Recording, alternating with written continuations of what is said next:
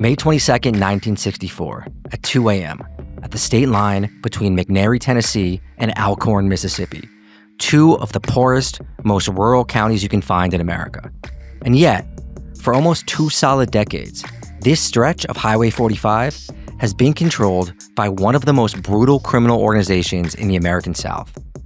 Dotting it are all manners of bars, jukebox joints, dance halls, and motels where one can find any manner of vice.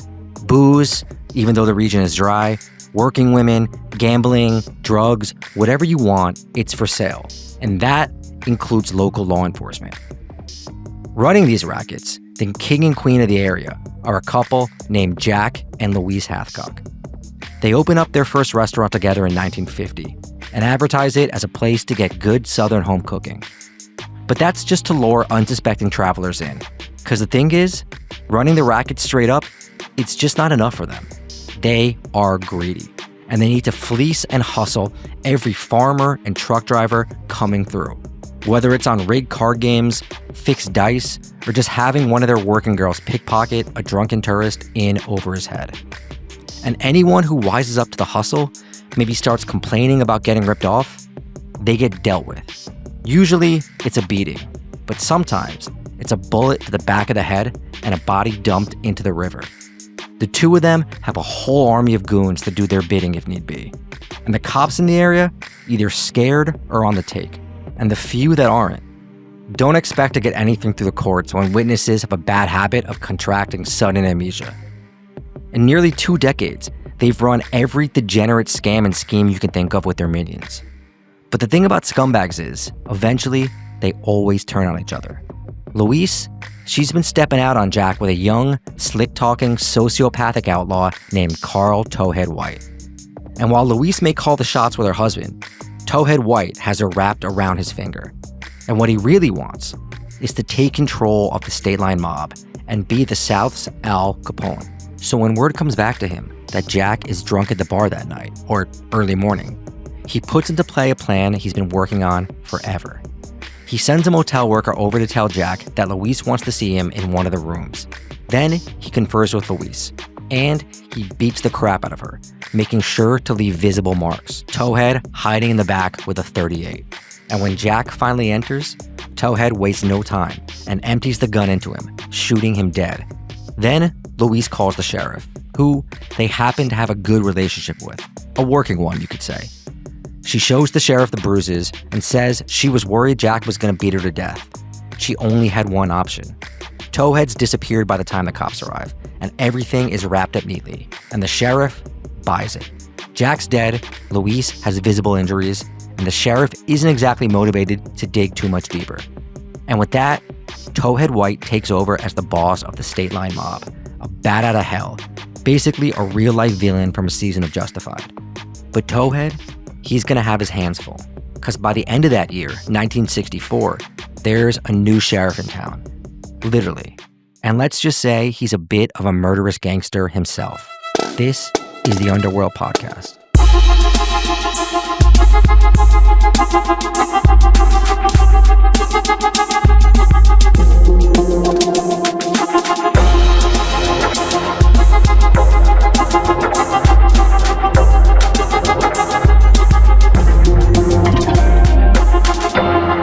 Welcome back to the Underworld Podcast, the podcast that takes you, our esteemed listeners, onto or into an audio journey and video through the international organized criminal underworld of past, present, and future, hosted by two journalists who have done these kinds of stories all over the world.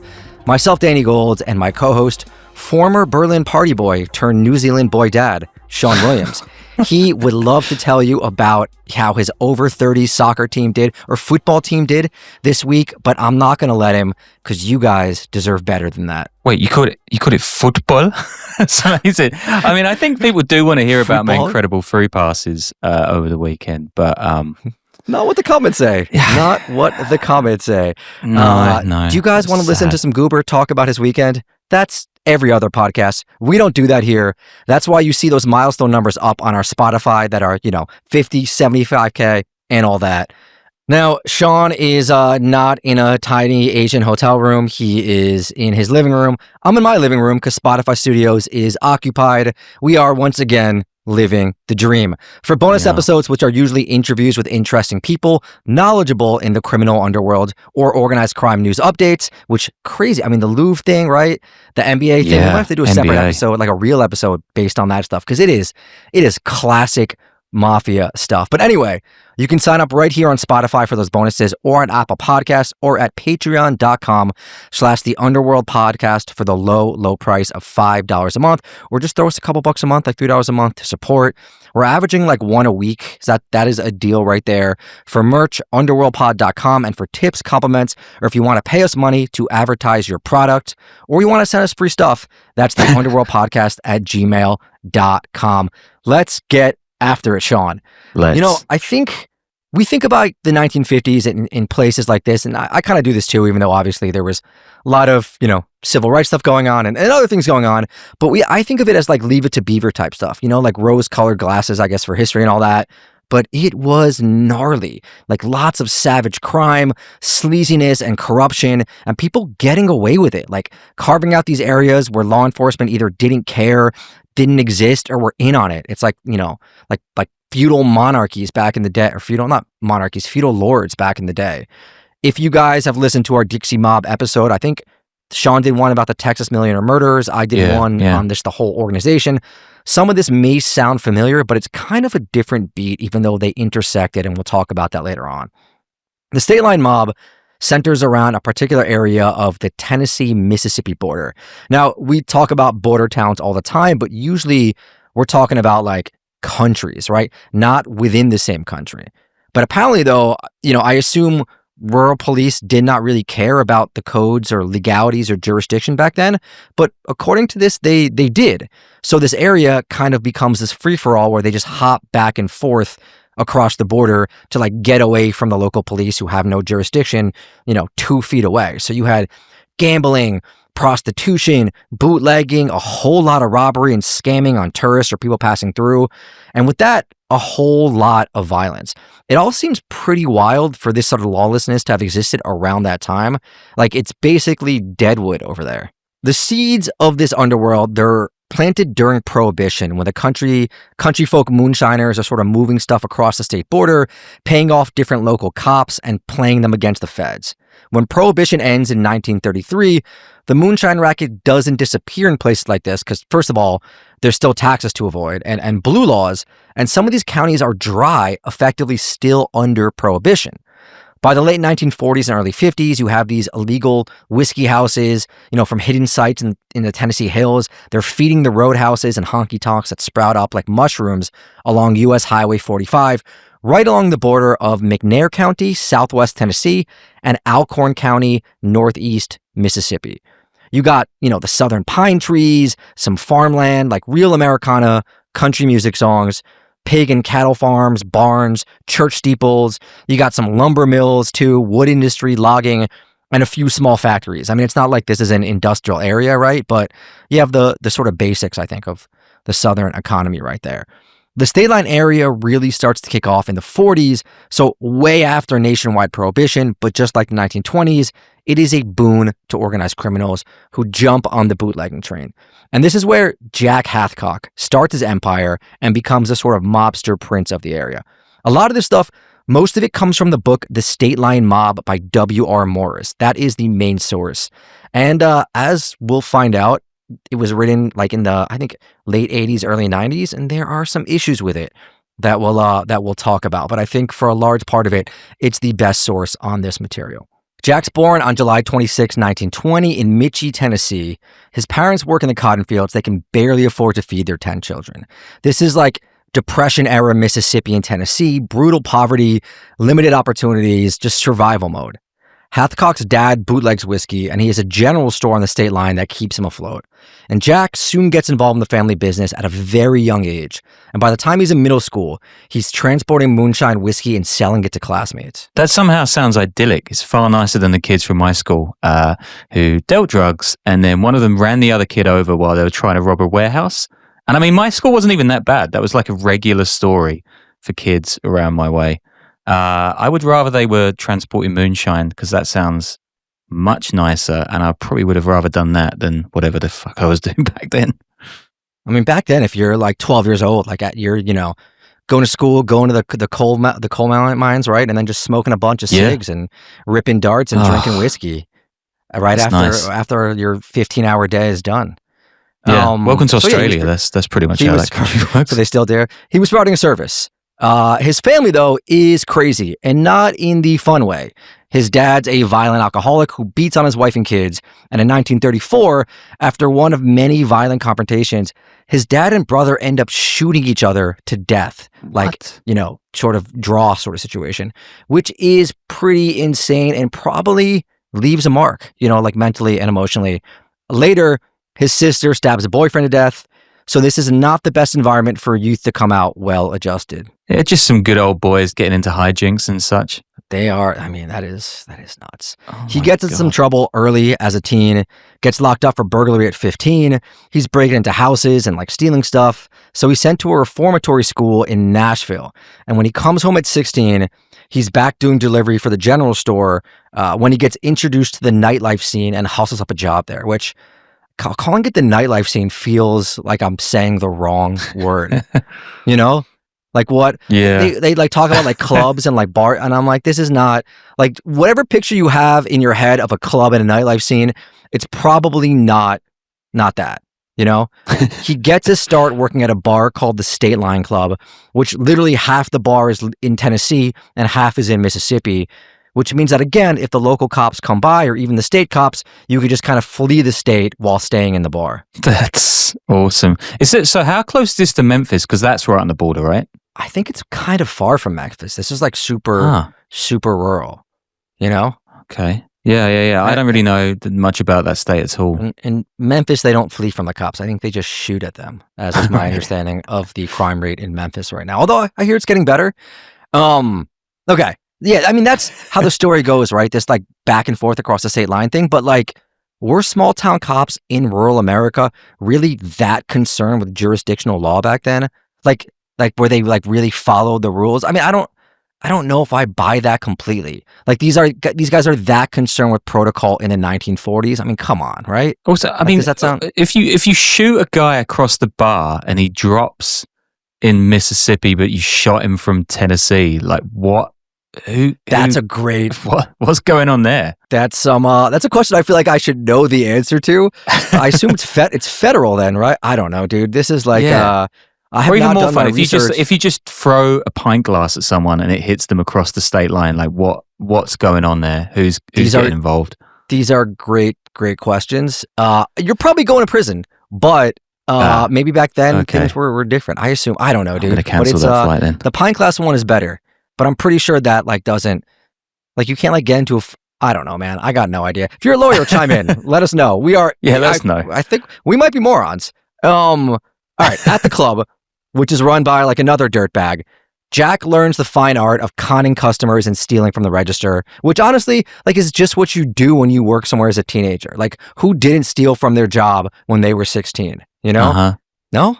I mean, I mean, I could tell you about the video they showed us at one of my first jobs where they were like, this is what you shouldn't do. And they showed someone just walking out the back of the warehouse and putting like a camera in the skip with a tip behind. And everyone just did that. And we're like, thanks for the tip. We all worked in like a bunch of my high school friends, like we worked in like one of the malls because that's what people did in the 90s. You worked in malls and in the early 2000s. And we would just go into each other's stores and just steal from each other.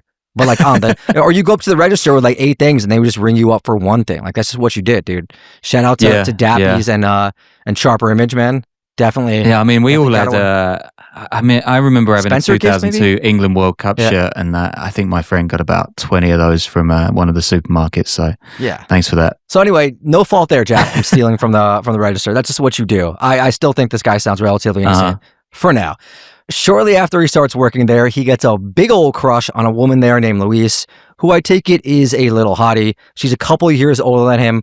I think like 19, though she's definitely a budding sociopath. And what is it, Sean, you always say when we're off the air? It's always the hot ones, right? Isn't that your... That is, yeah. I'm saying that at least once every 30 minutes, yeah.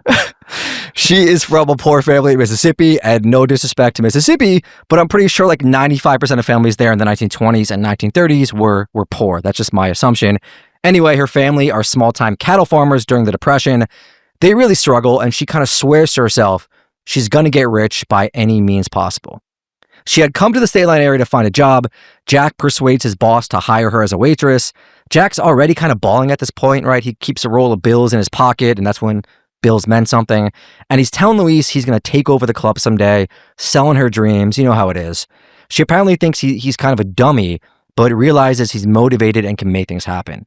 So even though she's not really in love with him, they get married after 3 months. He's 17 and she's 18 or 19. That's all you can really hope for. Like, they're always going to think you're a dummy, but at least, as long as you're motivated, then everything's all right. Yeah. Motivated, huh? In the early 1940s, the owner of the State Line Club goes off to war after Pearl Harbor. He leaves Jack in charge, though he kind of doesn't really trust him. Like, he's just a shady guy, I take it. Jack, though, takes control. He starts running things with Louise handling the books, and he also starts buying up his own small bars and clubs.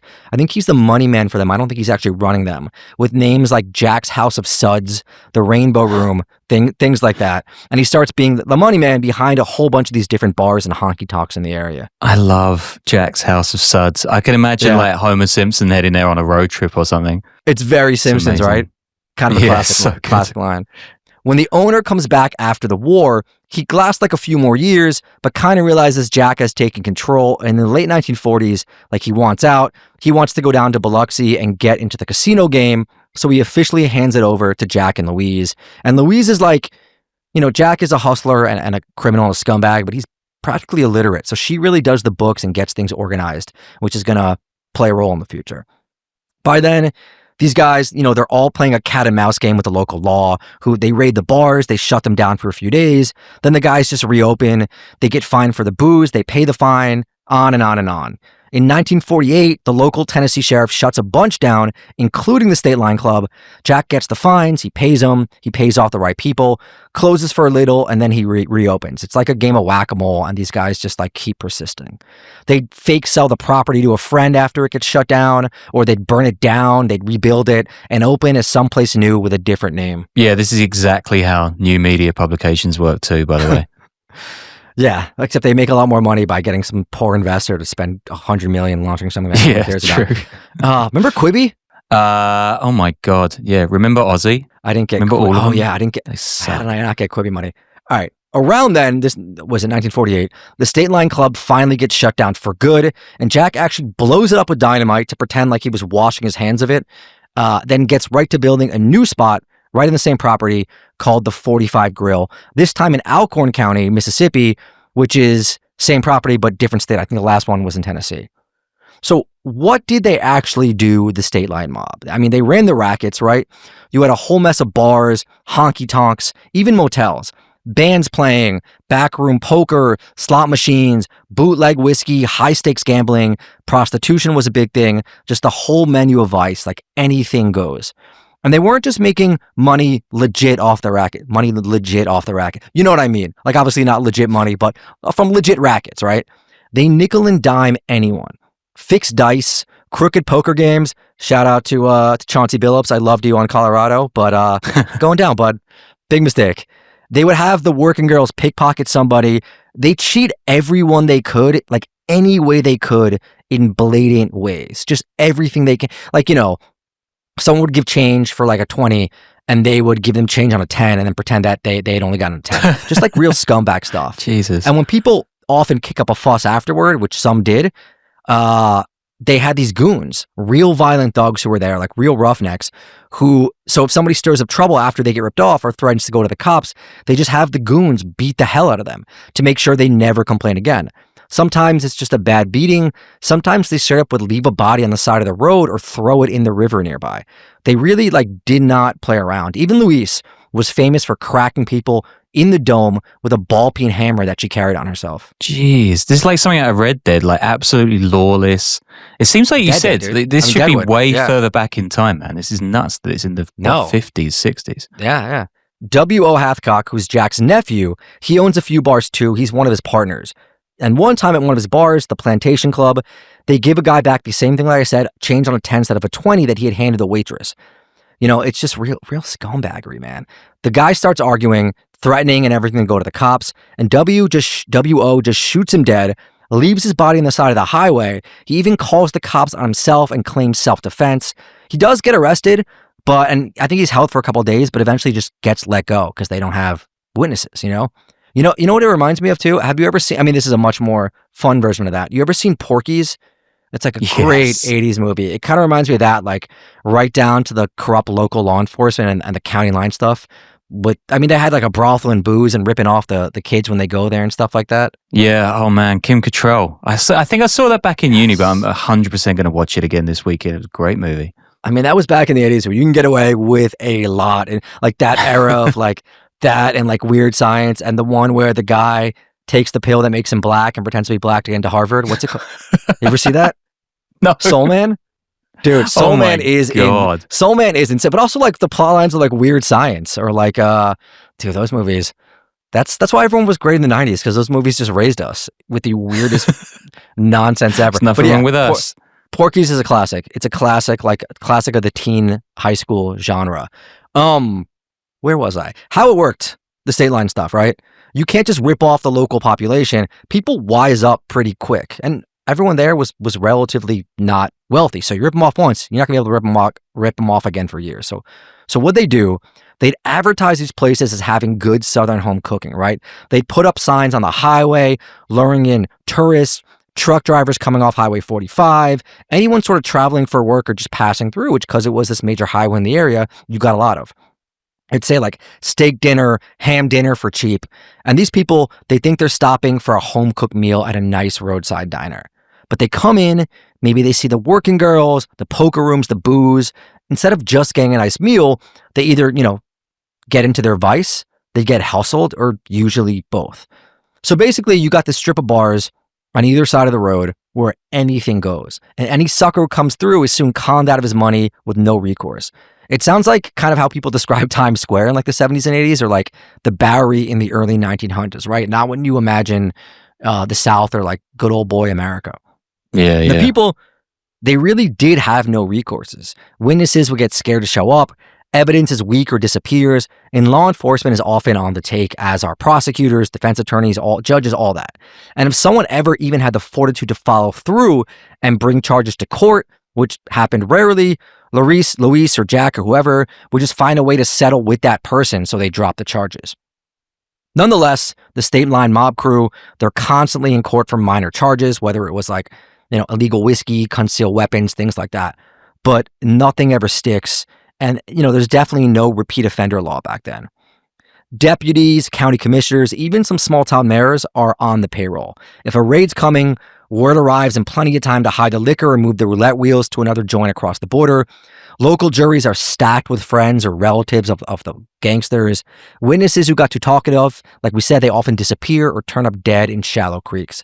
And the ordinary citizens, they learn to just kind of keep their heads down and keep their mouths shut. Yeah, I guess that's what it comes down to, right? When you think about these guys, because if they're just targeting crooks and gangsters, they're saying of a code about them all, they're kind of like underdog carnies, but it just sounds more like they're a bunch of psychopath murderers. How did you read it in the book? Like, what do they come across as? Do they have any kind of moral code at all?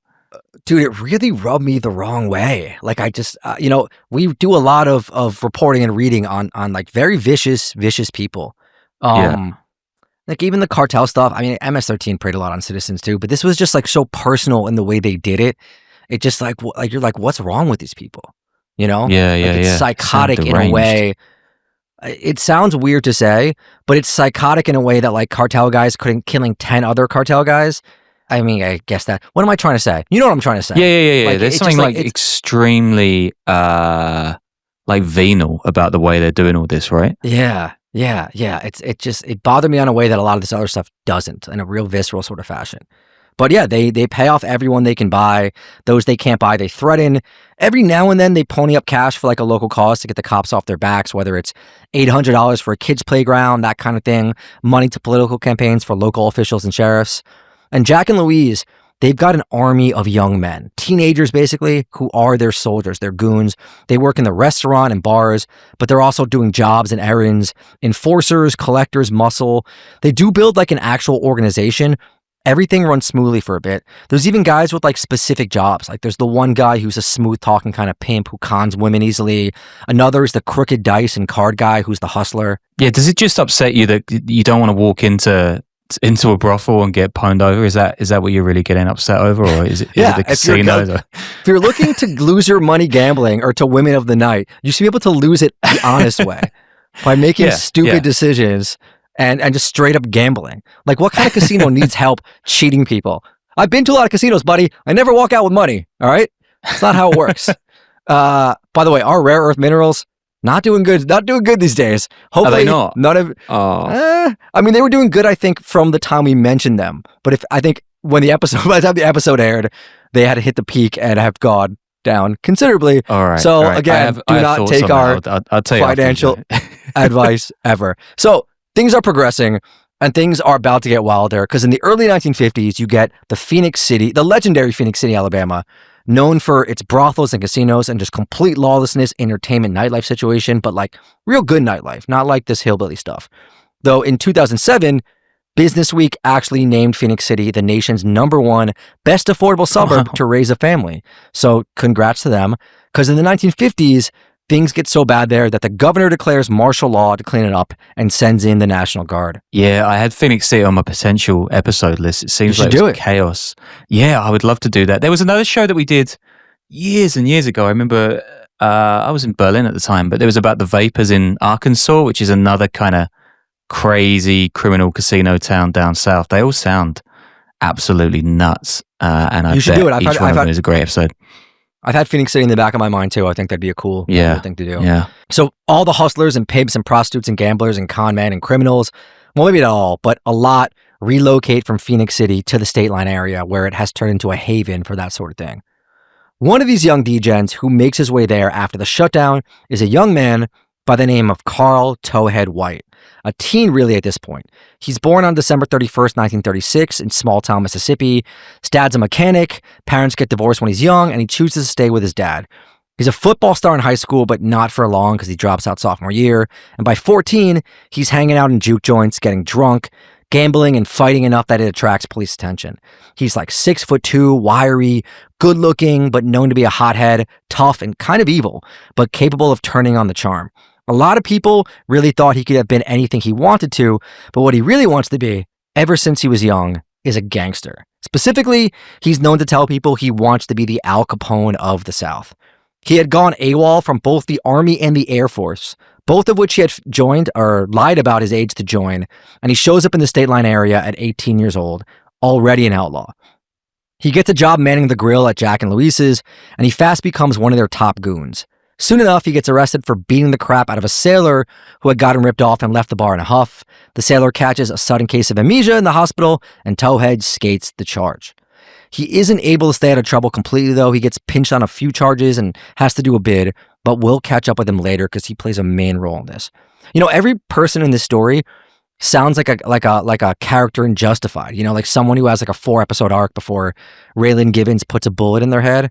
Or like the Hathcocks definitely could have been the main antagonist for a season or two. Yeah, I only watched a couple episodes of Justified, but it's so good, dude. It's so good. It takes a little while to build up. It's incredible. Yeah, like Elmore Leonard, the guy who wrote, like he's one of those American writers I keep meaning to read but never do. And I feel like he's written every decent movie or every decent book that's been made into a great American movie in the last like 50 years. So yeah, maybe if our listeners can let me know which one to read first, because I think they're going to be awesome. Speaking of, there is also a new sheriff in Alcorn County who gets sworn in at the same time, though he brings in new officials who swear they're going to put a stop to the State Line mob. He starts pressing them all on the moonshine and the whiskey and all that, and Jack and his lieutenant, a guy by the name of Pee Wee Walker, are still running things. But the new sheriff is taking shots at them. In one incident, Pee Wee actually rips off a pro boxer in a crooked dice game. The boxer decides he's actually going to go to the law about it. He's not intimidated. He goes to the new sheriff to press charges, and the sheriff actually arrests Pee Wee and locks him up. But since it's mostly just kind of a slap on the wrist, Pee Wee's talking nonsense the whole time, the sheriff sets it up so Pee Wee and the boxer can settle things one-on-one in the jail. And the guy, of course, beats the hell out of Pee Wee.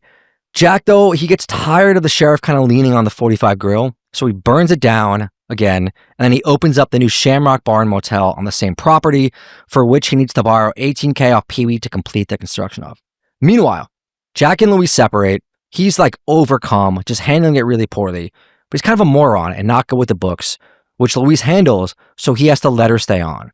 She's also clearly the one with all the power in the relationship, and he's kind of like a whiny little guy, whereas she is much more cold and calculating. And she starts sleeping with his partner, Pee-wee, which just, no morals, these people. Jack is trying to track her down. He's losing his mind, and she's sleeping with Pee-wee secretly at an off-the-path motel. Damn, we really are going into like stereotypical true crime territory here. Like the joke I used to make about how, making fun of true crime podcasts, how it's like, this guy shoots his wife in the trailer park because he's sleeping with her sister and the sheriff messes up the DMA and all that. We don't do that. We talk about cartels and the Russian mob. And now we are really just doing the first one, my little murder muffins. Yeah. Oh my God. Well, this is how we get rich, right? So I'm looking forward to you doing tons more Switch shows to like that. This.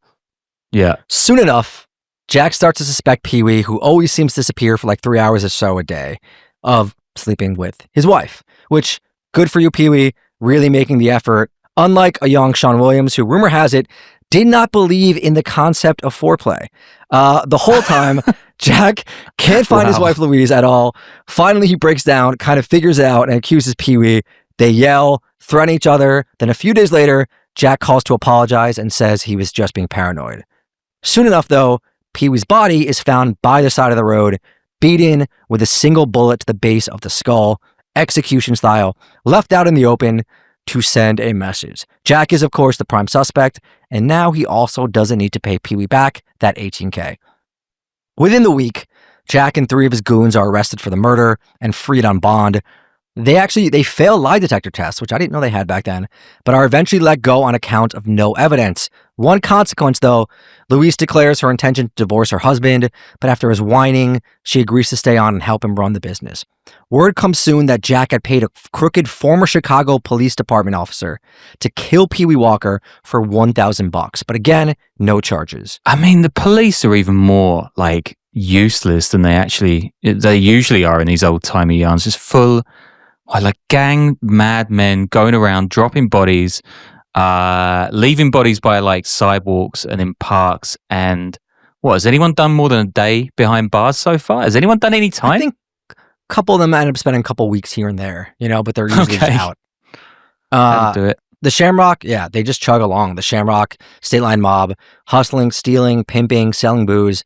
Right around that time, the late 1950s, Towhead shows back up. He's 21 now, had just done a year-long bid for trying to rob a safe that saw him end up getting shotgunned by the owner, but I imagine it was probably birdshot from far away because he is able to recover, and he is just a bat out of hell. He's a man on a mission, trying to live that Capone life and willing to do whatever it takes.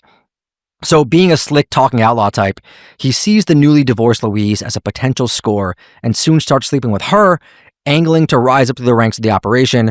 He's also going in and out of town on robbery trips all over the southeastern U.S. Soon enough, Jack sells the Shamrock to Louise and builds his own new nightclub called the White Iris. And again, I feel like the phrase nightclub is pretty generous here, doing some real heavy lifting. Yeah. Probably just means it has a jukebox or something. It's not like some spot one of the underworld hosts allegedly used to rail speed in Berlin in his younger days. No, wait a minute.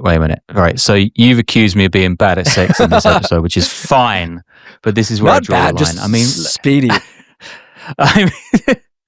Okay, look, I was a young, barely in work writer in Berlin. I had a failing marriage and a drug habit, but nothing I say is true. I could afford better substances than that, Danny. You know that. The word on the street is Sean is clean heart, pure living, and a fantastic lover. That's what I've heard. There we go. We do bits. We do bits. Jack and Towhead have an uneasy détente at this point. He loves Louise and wants her back, so they keep it somewhat civil, because I think he's a little scared of Towhead. Tensions are rising, though. Towhead eventually has enough. He wants Jack out of the picture because he knows he can manipulate Louise to take control of the State Line mob for good. So the whole power balance thing with her and Jack is the opposite with her and Towhead. So he plans to kill Jack with Louise's help, and we get that cold open. And now, Towhead White is running things, the boss of the State Line mob, in his early 20s. Louise is still around, and so is the nephew, W.O. Hathcock, but he's in control. And that's when Buford Presser shows up running for sheriff in 1964. And yes, those who know the recent developments, we will get there. But for now, what you need to know about Buford is he did not come to mess around, and he is well familiar with the state line mob hustle because he's seen it go down multiple times as a civilian. Buford has been in the area since he was young. He first enters a state line mob establishment when he's 17, and he witnesses Louise beat a guy's head in with that ball-peen hammer after robbing him. The story goes she killed the sailor that night and got off scot-free. 2 years later, 1957, Buford is 19 and he comes back to the plantation club, W.O. Hathcock's place. He's just been discharged from the Marines after getting injured in a car wreck. He's 6'6", 250, and he wants to play some dice. That's a big boy. I mean, that's like Dexter Lawrence size right there. He starts winning a bit of cash, and then he sees them try to switch out the dice for a rigged pair, calls it out, and he starts some ruckus. 4 of the Hathcock thugs grab him, they pistol whip him, they tell him they're going to teach him a lesson for accusing them of cheating, they steal his cash, they beat him thoroughly, and toss him out in the gutter, and he's going to end up needing 192 stitches to close his wound, and he swears revenge. Yeah, that has stretched the definition of ruckus to its absolute limit there. I like it. Yeah, I mean, imagine doing that to a dude who's 6'6", 250 and like a brawler. Like those guys, I can. like I said. Yeah, I can. In December of 1959, 2 years later again, he rolls back to the plantation club with 2 of his friends, and they got a plan. At some point in the night, he buys a gun off Hathcock, who doesn't recognize him. Then him and his boys wait till early in the morning until the place is cleared out. At some point, when it's like empty, they grab W.O. Hathcock, they pistol whip him unconscious with the gun they had bought off him, and they run his pockets for $120 and take $1,200 out of the register. It is a wild move, but Buford is fearless. Crazily, Hathcock actually files charges against the 3 men. They get charged with armed robbery and assault with intent to commit murder. It actually goes to trial, but all 3 are found not guilty of the robbery, and then the murder charges are dropped. But Buford, he is not done. And like I said, he's a big old boy. At some point earlier, he had gone to mortician school, which, okay, weirdo. Cool. And then we know he joins the Marines, but has to leave because of asthma or that car wreck. He then moves to Chicago. He becomes a professional wrestler, but eventually makes his way back to Tennessee and gets a job with his dad, who is a cop. And he is an aggressive cop, Buford. No he shit. doesn't mind shooting people, and he rises through the ranks. So it is not good news for the State Line boys when Buford runs for sheriff in one of their counties in 1964. And they donate a lot of money to his opponent. The opponent, though, dies in a car crash 2 weeks before the election, and Buford is elected, becoming the youngest sheriff in Tennessee history. He actually ran on the slogan, quote, "Elect me sheriff and I'll put the State Line thugs out of business." Yeah, I mean, who is not voting for that? I love him running for office, and he's just out there pointing at the bad guys and going, "Yep, him. I'm gonna turn him over. Just vote for me. Done." Yeah, but this guy still had to die in a car crash. I think he wasn't. I mean, I don't remember if I'm accurate on this, but I think he wasn't projected to win. I could be wrong. So Buford takes over September 1st, 1964. Towhead is running the Shamrock Club in White Iris, and Buford starts showing up to all his bars, hassling his goons, while Towhead gets his revenge by making anonymous threatening phone calls to his office and his wife. Very easy to do crank calls back then, you know? There was no *69. Wait, do kids even know what *69 is? I fear they do not, Danny. No. Yeah, you couldn't see the number of the phone that was calling. Is this generation of 6th graders growing up without the ability to make prank phone calls? Yeah, I think they just tell each other to kill themselves on Reddit or something, right? I don't know. That's a goddamn shit. I mean, how do you bond with your friends when you're 12 if you can't prank call like a pizza place, you know? Oh, I got some good old stories. That's why the youth are so lonely That's why the youth are so lonely these days, dude. They're not bonding over prank phone calls. Yeah, let's bring them back. There was a thing when the soundboards came out, and you could like push a button and it would do like Arnold Schwarzenegger's voice, or like quotes from like, this is like very early internet days. You could do like quotes from like kindergarten. You remember using that? Like you'd call like your friend's mom and you'd play like Arnold Schwarzenegger saying, "It's not a tumor." No, just me? All right. Well, fans, if you have done this, dude, it was the best. You ever did that? It was great. I mean, we're talking like Jerky Boy days. I never used Arnie's voice. No. You're missing. You should I would have teach gone your son, to dude. Fucking town on that, man. Yeah, it was incredible, dude. Buford is showing up at the clubs constantly. He's raiding, he's arresting, he's smashing up equipment. He's got this big walking stick, like a cudgel, like a medieval fucking peasant, doing his business. And he'd walk into these Bommy knocker, establishments that no honest lawman had set in for years. He just started like busting up the gambling equipment, slot machines, card tables, roulette wheels. Played by his own rules, Sean. Played by his own rules. Maverick. But he's also smart enough to bide his time before making a big move. One night, he stakes out the White Iris. He waits and he watches until he sees Towhead leaving on foot. Then he pulls up to him, gun drawn, and starts patting him down. He finds an illegal pistol and immediately handcuffs him and throws him in the car. But he doesn't take him to jail. He takes him to the river. Towhead is begging now, pleading, telling Buford he's a sheriff and he can't do this. People say, I don't know how they know this, but they say it's the first time in his life that Towhead was ever scared. And Buford just starts wailing on him, right? Cracking him in the face with his massive fist. He's just straight up beating the hell out of him now. Also, when we say staking out the with the White Iris, this is a 6'6", 250-pound guy sitting in a car on an empty highway outside a shack. There's just something like kind of comical about this as well. It's even though it's like incredibly violent. Yeah, I mean, I guess, it was dark then. They didn't have a lot of streetlights. I feel like you could get away with it. You can make it happen. So Buford's beating the crap out of him. He's telling him it's over. He's done. He's going to kill him. He's going to dump his body in the river where no one will ever find him, just like the State Line mob had done to so many others. Yeah, this is actually what the guys at Spotify has told us when we said we didn't want to do videos. So, yeah, thanks for that, Sean, guys. do not do... Dude, there's no such thing. They've been wonderful to us, and I love them all dearly. Do not listen to this Englishman. Forget what I said. That was just a joke. What Danny said is the truth. Yeah, okay. Let's just sweat that. He doesn't pull the trigger. Instead, he just laughs and he throws Towhead back in the car, issues a warning, and drops him off at the White Iris. It's kind of like psychological warfare right there. He's letting Towhead know that he's not protected anymore. The rules have changed, and he is in charge and can get to him at any time. And it works. Word goes around, and other law enforcement finally find some inspiration. The sheriff on the Mississippi side, who hasn't been able to do anything for years or hasn't wanted to, finally gets motivated. In December 1964, his department and Buford's department, they team up along with some state police, and they all raid the Shamrock and some other bars. They arrest half a dozen top State Line mob players, including Luis and W.O. Hathcock Jr. Towhead manages to avoid it because he actually smartened up after the beating. He got the hell out of town. He's linking up with the Dixie mob down in Biloxi to rob a gambling joint. Biloxi's still pretty shifty today, right? Like it's organized crime, casinos, and drug running along the Gulf. I feel like I spent a night there years ago doing the Joe Exotic thing, and it was a weird place. It's kind of nice, rundown downtown, but the hotel I stayed at was full of Hells Angels, and they were just getting hammered in the middle of like the quad in the middle of the hotel. And would you believe it, Danny? I just put earplugs in and tried to sleep instead of saying something to those lovely fellas. I've never been. I thought it was like fancy Southern plantation type stuff. Now I didn't realize it was still like a party town. That was. Yeah, I just remember going there in Mobile, and I remember going to Mobile and telling someone I thought it was Mobile in a bar, and then everyone laughed at me and I left the bar. So that was my time in Mobile, Alabama, which was really nice. I thought the two cities were completely different.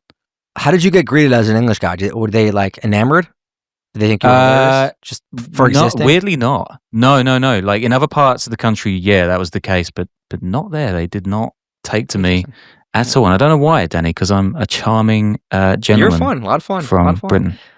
The pressure is being applied on the State Line mob, and they start retaliating. Buford had taken Louise's brand new Cadillac as evidence, so to get him back, Towhead stages a fake 911 call, lures Buford out to the woods, and burns down his patrol car after Buford wanders off to try to find out what happened. It is a bold move, but Buford doesn't stop. The raids continue.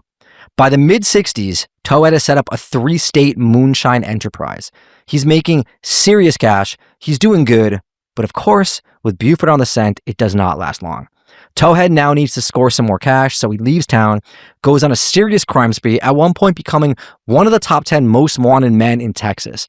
He somehow wiggles his way out of that predicament, but does end up getting convicted of moonshining charges in Tennessee and has to serve 3 years.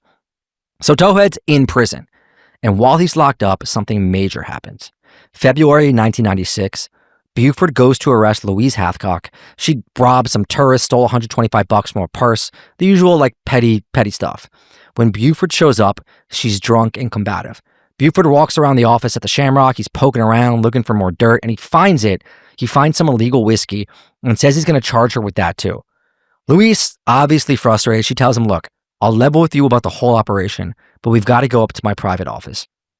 She leads him back to the office, and as soon as she gets in the door, she pulls a gun on him and fires. They get into a shootout right in those close quarters. She has the drop on him, but her pistol actually misfires, and he's able to kill her and save himself. And then, just like that, Louise Hathcock is dead. The woman who pretty much been running the State Line mob for over a decade, gone. So the story goes, that's how the book and a lot of other sources cover it, but honestly, like, who knows how it actually went down at this point? Yeah, it's insane. And maybe bullshit, but I guess if you shoot a deranged lunatic criminal and it was only you versus her in a room, I guess you get to tell the story, right? Yeah, I mean, she clearly wasn't a good person who murdered people all the time with a hammer. You know, that's like pretty... Jesus. So it could be telling, and she was drunk. You never know. I mean, she could have just had enough and pulled it. So like, I don't want to say the story's not true, but we don't know, is what I'm trying to say. Yeah. Towhead actually gets himself released from jail temporarily to go to the funeral, and he uses the time to convince the marshal escorting him to let him steal some of Louise's hidden money and hide it in the woods. And that's just good hustle, baby. I mean, the guy had a gift, clearly. But then months later, Towhead just has enough. He walks out of his minimum security prison, he escapes, and then in January of 1967, someone does a drive-by and shoots Buford. He's hit 3 times, though 2 are just grazes. This is not the main shooting that we'll talk about in a little bit. Everyone assumes it's Towhead. Feds, state, local authorities all zero in on him as the main suspect. But the thing is, it wasn't. It was actually this woman named Pearl who was dating Buford at the time, unbeknownst to his wife. And apparently, there was also a love triangle with Towhead, another insane love triangle this episode, which is just really getting, real trashy. And Pearl was biracial, which was obviously in the 50s, in the South, 60s, with a sheriff and a scumbag crime lord, kind of a big deal. Wow. So, there's a true crime episode in that right there. Towhead, potentially fearing for his life, surrenders and gives up being on the run, so he heads to jail again. Now, here's where things get interesting. Because the main source of this episode, the book called The State Line Mob by W.R. Morris, is written in 1990.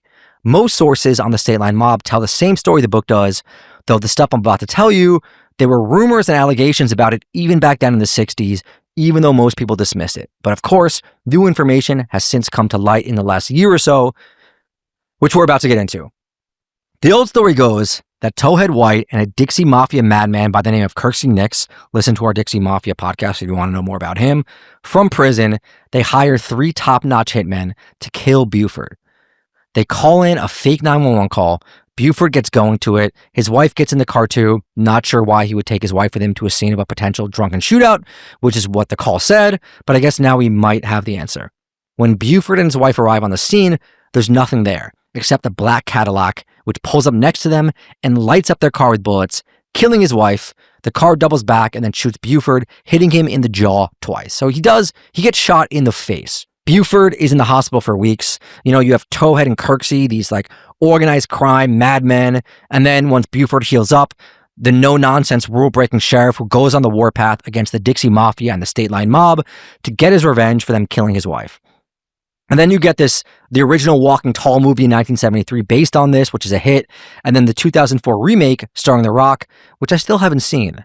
But if it's as good as the other Rock action movie from around the same time, which is The Rundown with Stifler and Christopher Walken, it's going to be awesome because that movie is incredible. Watch it immediately if you haven't seen it. Okay, it's on the list. I mean, I just finally looked at a picture of Buford and, oh my God, you would not want to be called down an alley with that guy. He's got a face like about 5 thumbs. It's nuts. Professional wrestler, dude, 6'6". Yeah. So that's how the story goes.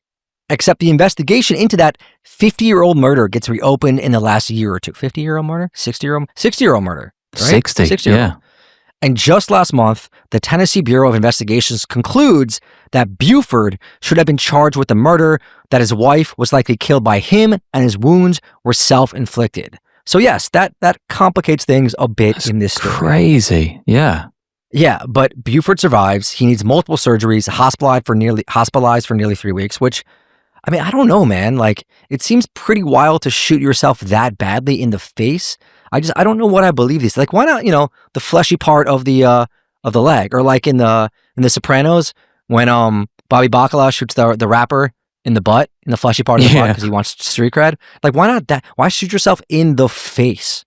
But You wait, know? maybe he was trying to kill himself after turning the gun on her. Like, I don't know. I don't know, man. It's pretty nuts. There's actually rumors about Buford doing it himself back then that it had to do with his affair with Pearl, but those are cast aside and he becomes folk hero, the sheriff targeted because he was cleaning up a lawless town. So what happens to Towhead after the 1967 shooting? Great question, Sean. Well, again, hard to say, but the story goes, Towhead White wants to finish the job, finish off Buford, who is on the warpath, which, even if he's not involved in the shooting, is true. Towhead goes free from jail in September 1968. Remember, he's not charged with the murder, but at that point, and with Luis dead, he really has no major state line mob connections whatsoever. Jack's nephew, W.O., he had taken over the bars, the Shamrock and the White Iris, but Buford managed to shut down the Iris, and the whole state line situation was nearing its conclusion. Some of the major players left, they're feuding with each other, and the law just keeps cracking down and cracking down. Towhead White heads off to Alabama to rob some poker games with a partner and allegedly commits a double murder for hire for the Dixie mob. Eventually, he doubles back to the state line area and Buford finds out where he's staying and just shoots up the mobile home he's staying at. Unfinished business, of course. No one else knew it was Buford. Everyone just assumed it's like a gangster feuding thing. But Buford leaves a funeral wreath on Towhead's front door to sort of let him know what's up. Ouch. Towhead actually leaves town again. He heads to Mississippi to partner with a police chief on a jukebox racket, which is a thing that was happening back then. But Buford is able to lure him back to town with the offer of a truce, which is a trap. And less than a month later, everything comes to a head. April 1969, Towhead is hammered, driving back home from Alabama with a woman named Shirley Smith that had hollered at him the night before to hang out. She tells him to head to the El Rey Motel, and when he gets there, a single gunman from the roof who'd been waiting shoots him clean in the dome with a .30-30 rifle. Just one shot, dead. Now, the guy who shot him is allegedly Junior Smith, who owns the El Rey Motel and is the husband of Shirley, the woman with him, with Towhead. But it's not what it seems. A month earlier, Smith had been busted with a whole lot of illegal liquor by none other than Buford. Buford goes really easy on them, so Smith and his wife, they owe him a favor. And this whole thing, the shooting, it's said to be a setup. When the police come to investigate the shooting, Smith claims Towhead shot first. They find his cold dead body with a .38 in his hand and 2 spent cartridges nearby, but it's pretty clear that they've been planted. His wife, though, she tells the same story, and the charges are eventually dropped, even though they get locked up for a bit. Rumor spreads immediately that Buford set the whole thing up, that he might have been the triggerman himself, but nothing's ever proven. There's also rumors that say Smith hired a sniper and that Towhead had tens of thousands of dollars in the trunk of his car that just disappeared. So that ends the life of Towhead White and really the kind of reign of the state line mob, because it starts getting federal attention, additional state police resources, all the bars and honky tonks get shut down or cleaned up. Buford doesn't run for election in 1970, his work clearly done, and the movie comes out about him cleaning up the town. A few years later in 1973, big hit. And Highway 45 now, just a highway. Those old establishments are long gone. McNairy and Alcorn counties are quiet rural areas, and you would never know what happened there unless someone told you or you listened to this fantastic podcast from your friends Danny and Sean. Yeah, I was looking on Google Maps for ages reading this script, but there's nothing there. It's like barely even a couple of towns. Oh man, I love looking at American towns on Google Maps. Anyway, yeah, I need to take a deep breath. That was nuts and brilliant. And yeah, we need to do shows about trashy trailer park killings. We really just do it all here. True crime, organized crime. Is there any other type of podcast? That's it. That's the only two, right? There's only two that matter. We could do political rants, but no one wants to hear that, and we just make the world the worst place. All right, patreon.com/podcast. And that's all we have for you.